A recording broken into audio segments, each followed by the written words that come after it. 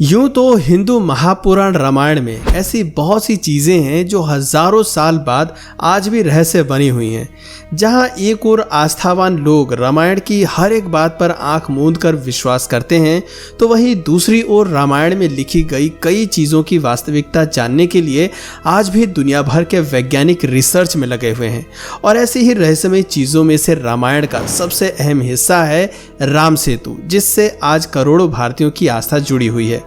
हिंदू धार्मिक ग्रंथों के अनुसार ये एक ऐसा पुल है जिसे मर्यादा पुरुषोत्तम भगवान श्री राम ने वानर सेना की सहायता से लंका पहुंचने के लिए बनवाया था।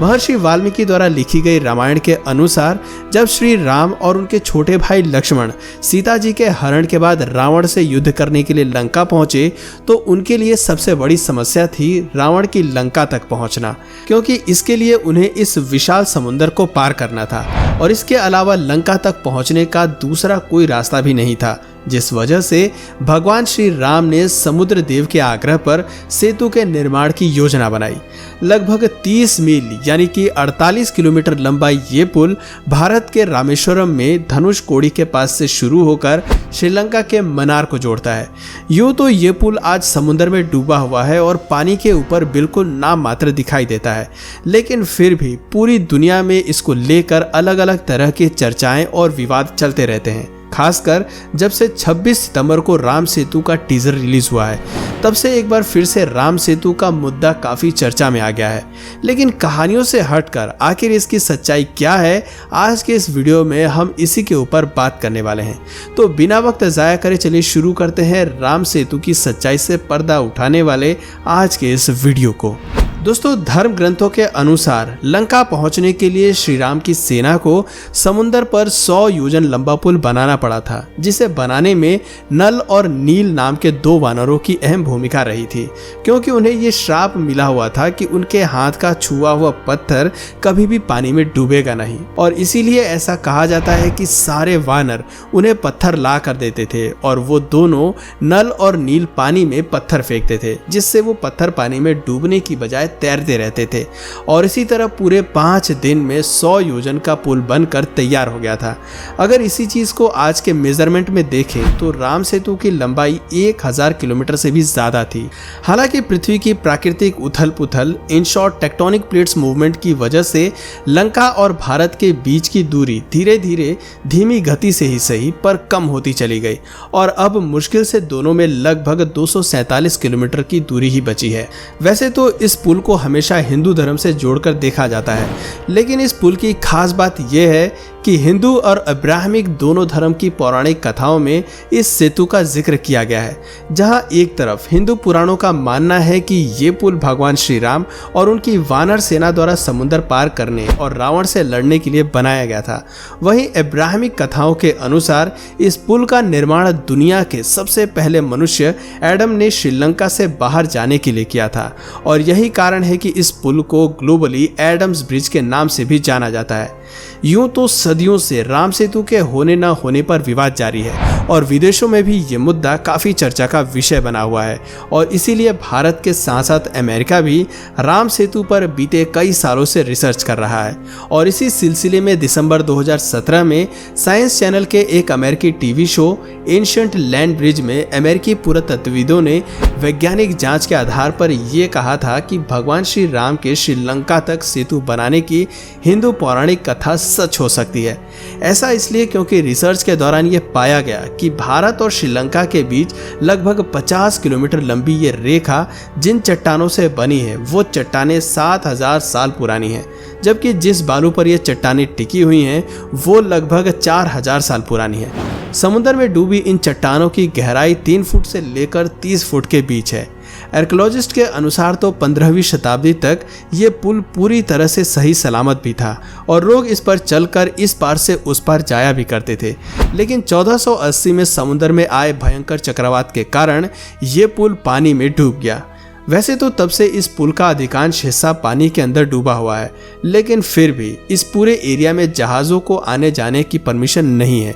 उसके पीछे पहला कारण तो ये है कि ये पुल पूरी तरह से ना तो उभरा हुआ है, ना ही पूर्णतः डूबा हुआ है, जिस वजह से यहाँ पर जहाज़ और नावों को ऑपरेट करना काफ़ी कॉम्प्लिकेटेड होता है। दूसरी वजह ये भी है कि राम सेतु के अवशेष मानव इतिहास की धरोहर के लिए हद से ज़्यादा ज़रूरी है, जिस वजह से इन पर किसी भी तरह की आँच आने का 1% भी खतरा ना रहे, इसे इंश्योर करने के लिए यहाँ पर वाटरवेज दोनों देशों की सहमति के साथ पूरी तरह से बंद किए गए हैं। राम सेतु को लेकर सबसे बड़ा विवाद भारत में तब शुरू हुआ जब गवर्नमेंट द्वारा सेतु समुद्रम परियोजना के तहत इस सेतु को तोड़ने का कार्य शुरू किया गया। इस बात की खबर लगते ही हिंदुओं में इस प्रोजेक्ट को लेकर गुस्सा फूट पड़ा और फिर विवाद बढ़ता ही गया। हालांकि फिर भी इस सेतु को काफ़ी हद तक क्षति तो पहुंचा दी गई, लेकिन यह जागरूक लोगों का सपोर्ट ही था जिस वजह से आज भी ये धरोहर कम से कम मौजूद तो है। आपको बता दें कि सेतु समुद्रम शिपिंग नहर परियोजना का उद्देश्य था पार्क बे और गल्फ ऑफ मन्नार के बीच खुदाई करके एक नैरो शिपिंग पैसेज बनाना, जिससे कि भारत के जहाज़ों को बंगाल की खाड़ी और अरब सागर के बीच यात्रा करने के लिए श्रीलंका का चक्कर न लगाना पड़े, क्योंकि जहाज़ों को अभी केरल की तरफ से तमिलनाडु आने के लिए प्रतिबंध के कारण श्रीलंका का चक्कर काटना पड़ता है। लेकिन इस प्रोजेक्ट के कंप्लीट होने के बाद जहाज़ों का फ्यूल डीजल के अलावा 650 किलोमीटर का सफ़र तो बचता ही, साथ साथ समय में लगभग 36 घंटे की भी बचत होती, जो कि बहुत ही ज़्यादा फायदेमंद साबित हो सकता था अगर केवल बिजनेस के पर्पस से देखा जाए तो। लेकिन बढ़ते विवादों को देखते हुए 2007 में इस परियोजना के तहत होने वाली खुदाई को रोक दिया गया और राम सेतु को बचा लिया गया।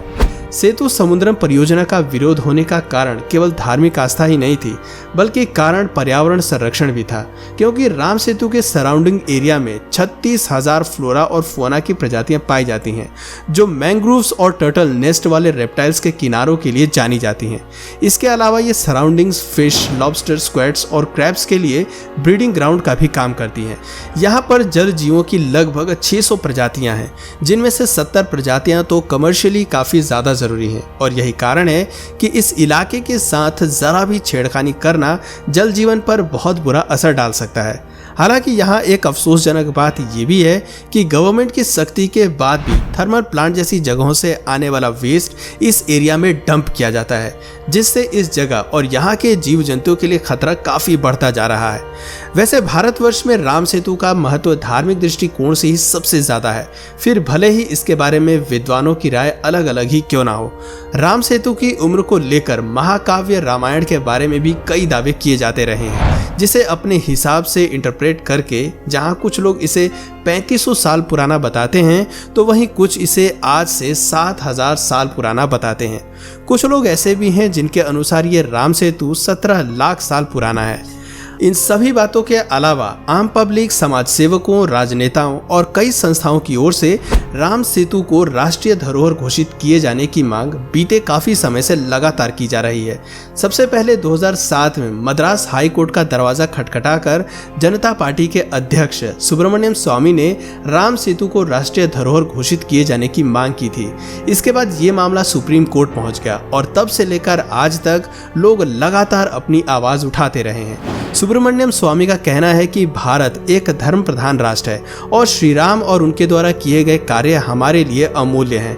उन्होंने कहा कि तत्कालीन कांग्रेस की सरकार ने राम सेतु को काल्पनिक बताते हुए सेतु समुद्रम योजना के तहत इसे तोड़ने की पूरी योजना तैयार कर ली थी, जिसके लिए 892 करोड़ रुपए खर्च भी किए गए थे। लेकिन सौभाग्य से जनता की आवाज के आगे उन्हें अपना फैसला बदलना पड़ा और इस परियोजना को रोक दिया गया। हाल ही में उन्होंने प्रधानमंत्री नरेंद्र मोदी से मांग की है कि इसे संसद के माध्यम से राष्ट्रीय विरासत घोषित करने की कार्यवाही करें। और न केवल सुब्रमण्यम स्वामी बल्कि स्वर्गीय जयललिता जी भी जब तमिलनाडु की मुख्यमंत्री थीं, तो उन्होंने भी चिट्ठी द्वारा तत्कालीन प्रधानमंत्री से राम सेतु को राष्ट्रीय धरोहर घोषित करने की मांग की थी। लेकिन इतिहास गवाह है कि कोई भी आंदोलन बिना जन समर्थन के पूरा नहीं होता, और इसीलिए इस मौके का फायदा उठाकर आप भी अपनी तरफ से कोशिश कीजिए ताकि राम सेतु को राष्ट्रीय धरोहर घोषित करने की ये बात सरकार के कान तक पहुंच जाए। तो दोस्तों, जाते जाते कमेंट सेक्शन में जय श्री राम लिखना ना भूलें दोस्तों अगर इस वीडियो से आपको कुछ नया जानने या सीखने को मिला या फिर इंटरेस्टिंग लगा तो प्लीज़ इस वीडियो को एक लाइक करके अपने फ्रेंड्स और फैमिली में इसे ज़रूर शेयर करें। और यदि आप इस चैनल पर नए हैं तो प्लीज़ इस चैनल को सब्सक्राइब करके बेल नोटिफिकेशन आइकन को ऑन कर लीजिए ताकि हमारे आने वाले वीडियोज़ आप मिस ना करें। मिलते हैं फिर किसी वीडियो में नए टॉपिक के साथ, तब तक के लिए नमस्कार।